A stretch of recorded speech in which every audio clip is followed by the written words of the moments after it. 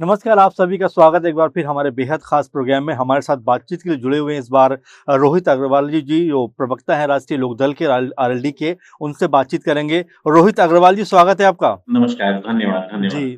रोहित जी, पहली बात तो जो आखिरी बार मेरी बातचीत हुई थी आपसे और ब्रजभूषण को लेकर आपने बड़ा मुखर होकर बात कही थी कि टिकट उनका मिलेगा ही नहीं। हमने पहले ही बात कर रखी है, तो पहली बात तो आपने जो कहा उस बात को मैं कहूंगा कि आपकी बात पूरी हुई, उसके लिए बधाई आपको। लेकिन ब्रजभूषण की जगह उनके बेटे को टिकट दिया जाना, ये दोनों अपने आप में एक जैसी ही बात तो नहीं लग रही आपको भी? देखिए, राष्ट्रीय लोकदल ने निरंतर संघर्ष किया है और मुद्दों पे संघर्ष किया है और जहाँ पे महिलाओं की अस्मिता का सवाल हो, वहाँ पे राष्ट्रीय लोकदल कोई भी कॉम्प्रोमाइज़ करने के लिए तैयार नहीं होता है। हम्म। क्योंकि यहाँ पे महिला पहलवानों की अस्मिता का सवाल था और महिला पहलवानों ने एक गंभीर आरोप ब्रिजभूषण शरण सिंह के ऊपर लगाया था, जिसके खिलाफ राष्ट्रीय लोकदल के राष्ट्रीय अध्यक्ष माननीय जयंत चौधरी जी स्वयं उन्होंने महिलाओं के बीच में जाके धरने में उनका सपोर्ट किया था, उनका जी। समर्थन किया था और जब हमारा गठबंधन राष्ट्रीय लोकदल का इनके साथ हुआ, भारतीय जनता पार्टी के साथ हम एनडीए के जब हिस्सा बने, तब उस कंडीशन में हमने उनसे कहा था कि क्योंकि हम किसी भी अपराधी को, किसी भी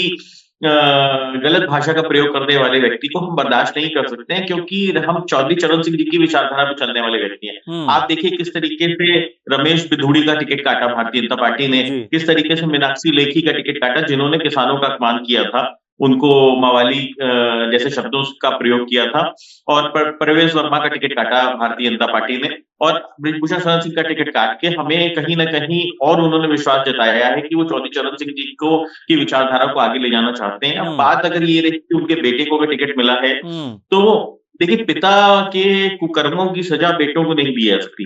कोई भी परिवार जिम्मेदार नहीं हो सकता किसी एक व्यक्ति के किसी भी गलत कार्य के लिए। तो इसलिए ठीक है, ये नैरेटिव बनाया जा रहा है ज़रूर कि ब्रिजभूषण शरण सिंह के बेटे को टिकट मिला है, तो क्या वो ब्रिजभूषण शरण सिंह को ही टिकट है? तो ऐसा होता नहीं है। क्योंकि अगर खाना मैं खाऊँगा तो पेट मेरा ही भरेगा और खाना आप खाएँगे तो पेट आपका ही भरेगा। एक दूसरे के हम पूरक तो हो सकते हैं, परंतु ये कहना कि ये फ़र्क नहीं है, बहुत बड़ा फ़र्क होता है। जी। और जो कल से मैं मीडिया के अंदर ब्रिजभूषण शरण सिंह के बयान या उनके जो चेहरे के भाव हैं, उसको देख के भी आपको समझ में आ सकता है कि कहीं न कहीं वो इससे अफ़ेक्ट हुए हैं। तो इसलिए ये नैरेटिव मेरे हिसाब से सेट होता नहीं है।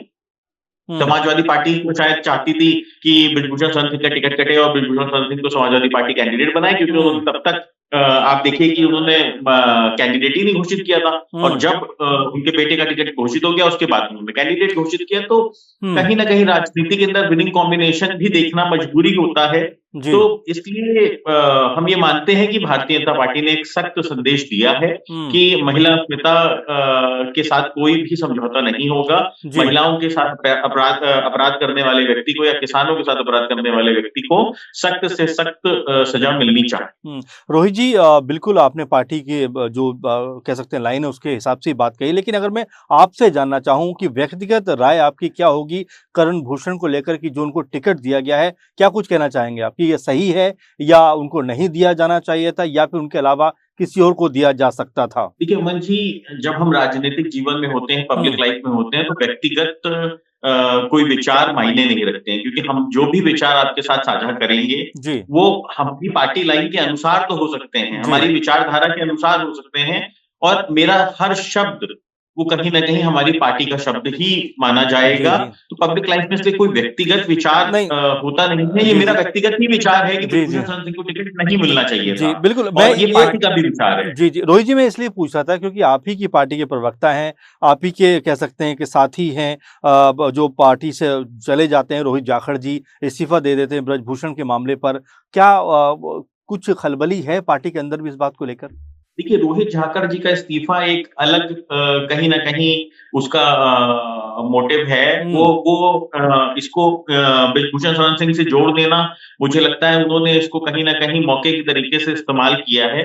रोहित झाकड़ जी हमारे यूथ के प्रवक्ता थे और करीब साल भर से उनके पास कोई पद नहीं था हमारी पार्टी में, परंतु वो हमें रिप्रेजेंट ज़रूर कर रहे थे, क्योंकि पूर्व में वो प्रवक्ता रहे हैं, तो इसलिए वो रिप्रेजेंट ज़रूर कर रहे थे वो निरंतर हमें। वो राष्ट्रीय प्रवक्ता बनना चाहते थे, उन्होंने अपनी इच्छा जाहिर की थी, पर अभी किन्हीं कारणों से अभी उनको वो ज़िम्मेदारी नहीं दी गई थी और वो पिछले 15 दिनों से एनडीए गठबंधन के खिलाफ निरंतर सोशल मीडिया पे मुखर थे और वो कहीं ना कहीं इसका विरोध कर रहे थे, जो साफ दिखा रहा था कि वो पार्टी में के हिस्सा नहीं रहना चाहते हैं, जी। नहीं है। तो उन्होंने शायद ब्रिजभूषण शरण सिंह के टिकट को कटना और उनके बेटे को टिकट को मिलने को एक मौके की तरीके से इस्तेमाल किया, जो कि राजनीति में हर व्यक्ति एक मौके का तलाश करता है। अगर आपको कहीं ना कहीं अपना कोई अलग रास्ता चुनना होता है, सामाजिक संगठन चलाते हैं, उनके ऊपर हो सकता है कोई प्रेशर रहा हो जिसके कारण उन्होंने इस्तीफा दिया है, परंतु मैं इसको इस तरीके से नहीं देखता हूँ कि उन्होंने ब्रिजभूषण शरण सिंह के बेटे को टिकट मिलने से इस्तीफा आहत होकर इस्तीफा दे दिया, या पार्टी की विचारधारा के विपरीत जाना चाहते थे।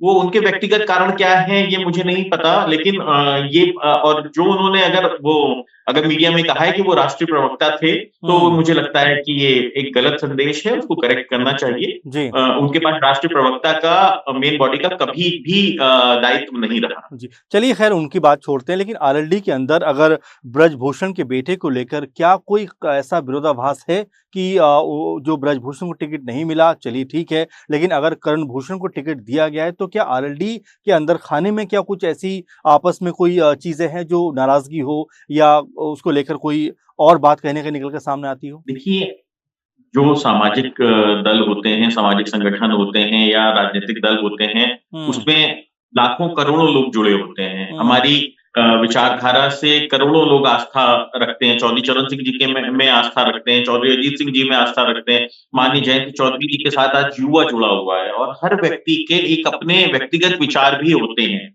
जैसा भी आपने मुझसे सवाल पूछा था कि भी आपके व्यक्तिगत विचार क्या हैं? क्योंकि मेरे पास एक जिम्मेदारी का पद है, इसलिए मैं व्यक्तिगत विचार नहीं रख सकता आपके चैनल के माध्यम से, परंतु जो संगठन में अगर हमारे कार्यकर्ता हैं, उनके अपने एक व्यक्तिगत विचार होते हैं, और हर कार्यकर्ता से संवाद करना संभव नहीं होता है। उसका एक माध्यम होता है, जैसे हम आप संवाद कर रहे हैं, तो जब ये जाएगा हमारे कार्यकर्ताओं के बीच में, जब ये वार्तालाप चलेगा, तो उनको भी बात समझ में आएगी जो मैं कह रहा हूँ। और जो दूसरी चीज ये कि जब आप गठबंधन में होते हो तो आपकी एक लिमिटेशंस भी होती हैं। ऐसा नहीं है कि हम किसी पार्टी को डोमिनेट कर सकते हैं कि हम भारतीय जनता पार्टी से ये कह सकते हैं कि साहब आप किसको टिकट दो, किसको ना दो। वो सीट उनके हिस्से में थी, वो सीट पे निर्णय लेना उनका काम था। हमारी बात का उन्होंने सम्मान किया कि ब्रिजभूषण शरण सिंह का टिकट काटा, और ये दिखाता है कि कहीं ना कहीं वो हमारे साथ चलना चाहते हैं, दूर तक हमारे साथ चलना चाहते हैं। और इसलिए हम दो अलग अलग राजनीतिक दल हैं, और दोनों की विचारधारा अगर एक होती तो शायद हम दो दल ना होते, हम एक ही दल होते। जी बिल्कुल, तो एक दल। हम एक न्यूनतम मिनिमम प्रोग्राम के तहत कोई भी गठबंधन होता है, और एक दूसरे के सम्मान के तहत होता है। मुझे लगता है कि इससे ज्यादा किसी भी दल से, अपने सहयोगी दल से एक्सपेक्ट करना, मुझे लगता है कि वो कहीं ना कहीं उनके ऊपर दबाव बनाने जैसा होता, जिसके लिए हम तो कदापि तैयार नहीं। जी, रोहित जी, क्या बीजेपी के साथ गठबंधन करके कहीं ना कहीं कह सकते हैं कि आरएलडी को कोई नुकसान हो रहा है, क्योंकि ब्रजभूषण का मामला हो या कर्णभूषण का मामला हो? जी, जिस तरीके से भारतीय जनता पार्टी निरंतर किसानों के हित में काम कर रही है, राष्ट्रीय लोकदल जब विपक्ष में था तो उसकी विपक्ष की भूमिका होती है, विपक्ष की भूमिका होती है कि आपकी जो कमियां हैं उसको उजागर करके हम आप तक पहुंचाएं, कि जनता के जो मैसेज है, जनता क्या चाहती है, ये विपक्ष का काम होता है कि उसको मुखरता से सरकार तक पहुंचाए, और सरकार का काम होता है कि उन मुद्दों को अटेंड करे। इस तरीके से एक देश का सबसे बड़ा किसान आंदोलन हमने देखा 2021 में 13 महीने का किसान आंदोलन हुआ। राष्ट्रीय लोकदल ने अहम भूमिका निभाई उस आंदोलन में। चौधरी अजीत सिंह जी ने उस आंदोलन को जीवित रखने का काम किया। जब राकेश टिकैत जी टूट चुके थे पूरी तरीके से, उनके आंसू निकल आए थे, तब चौधरी अजीत सिंह जी ने उनको सहारा देने का काम किया था। माननीय जयंत चौधरी जी स्वयं बॉर्डर पे गए थे और उन्होंने सहारा देने का काम किया था। राष्ट्रीय लोकदल ने अहम भूमिका निभाई थी उस किसान आंदोलन को जीवित रखते हुए, और उस किसान आंदोलन की मांगों को सरकार तक पहुंचाने में अपनी विपक्ष की भूमिका में हमने मुखरता दिखाई थी। और सरकार ने भी अपने दायित्व को निभाते हुए उन 3 कानूनों को वापस लेने का काम किया था, जो कि एक सरकार का दायित्व होना चाहिए। आज हम सत्ता में हैं, आज हम जब भारतीय जनता पार्टी के साथ हैं, तो क्योंकि हम चुनाव में हैं, तो इसलिए शायद हम डायरेक्टली ये नहीं कह सकते कि अभी हमारे पास पावर है, परंतु जब 4 जून के बाद हमारी पुनः एनडीए की सरकार बनेगी, तो हम खुद जिम्मेदार होंगे हर मुद्दे के लिए। तो आप ये कहना कि हम किसी मुद्दे पे भारतीय जनता पार्टी के ऊपर थोप देंगे या ये कह देंगे कि साहब वो भारतीय जनता पार्टी की सरकार है, तो ऐसा नहीं है। हम एनडीए की सरकार होगी, और एनडीए की सरकार होगी तो किसानों का सुख दुख देखना ये हमारा अपना कर्तव्य है और हम्म। हम उसको बेहतर तरीके से समझते हैं और बेहतर तरीके से देखेंगे। तो इसलिए हमको विपक्ष की भूमिका निभानी भी बहुत अच्छे तरीके से आती है। हम सड़कों पे भी संघर्ष करना जानते हैं और हम सदन में भी काम करना जानते हैं कि सदन में कैसे जनता के हित में काम किया जाता है। जी इसलिए हमें नहीं लगता कि किसी भी तरीके से राष्ट्रीय लोकदल और भारतीय जनता पार्टी का जो गठबंधन हुआ है उससे हमें कोई भी नुकसान होने जा रहा है। जी, बिल्कुल आपने अभी राकेश टिकैत जी का ज़िक्र किया और ये माना जाता है कि चौधरी परिवार और टिकैत परिवार का जो रिलेशन है वो काफ़ी पुराना है, लंबा है। लेकिन जिस तरह से आपने बीजेपी के साथ गठबंधन किया, उसके बाद ये रिश्ता कहीं न कहीं उसमें खटास आ गई या दूरियाँ बढ़ गईं? जिस रिश्ते में अगर किसी भी अगर वजह से अगर खटास आ जाती है तो वो जी। रिश्ता नहीं होता है। तो हमारा और राकेश टिकैत जी के परिवार का रिश्ता बहुत पुराना है, हुँ, 3 पीढ़ियों का रिश्ता है। हुँ, जब बाबू महेंद्र सिंह टिकैत जी थे, चौधरी अजीत सिंह जी थे, तो चौधरी साहब का हमेशा सहयोग रहा है इस परिवार के साथ। हुँ, राकेश टिकैत जी हमारी पार्टी से चुनाव भी लड़ चुके हैं। राकेश टिकैत जी और माननीय जयंत चौधरी जी के बीच में भी एक अच्छा सामंजस्य है और एक परिवार की तरीके से ये हमारा परिवार है, हमारे बड़े हैं वो। तो माननीय जयंत चौधरी जी भी निरंतर उनकी एक आवाज के ऊपर किसी भी संघर्ष के लिए खड़े होते हैं और पूरे समाज ने माननीय जयंत चौधरी जी को पगड़ी पहनाई थी चौधरी अजीत सिंह जी के जाने के बाद। हुँ, तो इसलिए कहना कि कोई खटास है, हमारे बीच में कोई खटास नहीं है। वो हमारे बड़े हैं, वो हमें सलाह दे सकते हैं। हम राजनीतिक दल हैं, वो हुँ, गैर राजनीतिक दल हैं, वो अपने तरीके से समाज की सेवा करते हैं और हम राजनीतिक दल हैं, तो हम अपने तरीके से समाज की सेवा करते हैं। हमारे साथ एडिशन ये हो जाता है कि हमें अपने कार्यकर्ताओं का भी हित देखना होता है, जी, जनता के हित के साथ-साथ। जी, तो कहीं न कहीं उनकी जो काम करने के तरीके हैं वो अलग होते हैं, हमारे काम करने के तरीके अलग होते हैं, तो इसलिए हमारे और उनके परिवार के बीच में कोई भी किसी तरीके से खटास नहीं है। हुँ, हमारे प्रत्याशी जो अभी चुनाव लड़ रहे थे, तो उनको आशीर्वाद भी उन्होंने दिया हुँ, और जो राकेश टिकैत जी हर मंच से कहते रहे हैं कि उनका राजनीतिक कोई भी इंटरफेरेंस नहीं है राजनीति के अंदर। वो गैर राजनीतिक संगठन है, वो अपने तरीके से जनता की आवाज उठाते हैं, मुखरता से उठाते हैं, किसानों के लिए संघर्ष करते हैं हुँ। और मतलब हमारे और उनके बीच में कोई किसी तरीके का कोई खटास नहीं है, हमारे और उनके रिश्ते बहुत मधुर हैं। चलिए रिश्ते मधुर हैं लेकिन पश्चिम यूपी में राजपूत बहुत नाराज़ दिखाई पड़ते हैं बीजेपी से। क्या इसका असर आरएलडी पे भी पड़ता हुआ नज़र आएगा? क्योंकि कई तरह के बयान इस तरह के हैं जहाँ पर ये देखा गया है कि राजपूत समुदाय के लोग लगातार उन्होंने बयानबाज़ी की है, बीजेपी को घेरा है। तो क्या इसका असर आरएलडी पे भी कहीं कोई नज़र आएगा? देखिए, विपक्ष पूरी तरीके से धराशायी है, हुँ, खास तौर से पश्चिम उत्तर प्रदेश में। आप देखिए अखिलेश यादव जी सही से चुनावी प्रचार तक नहीं कर पाए। राहुल हुँ, गांधी जी तो आए ही नहीं, गाजियाबाद बॉर्डर पे आके प्रेस कॉन्फ्रेंस करके चले गए।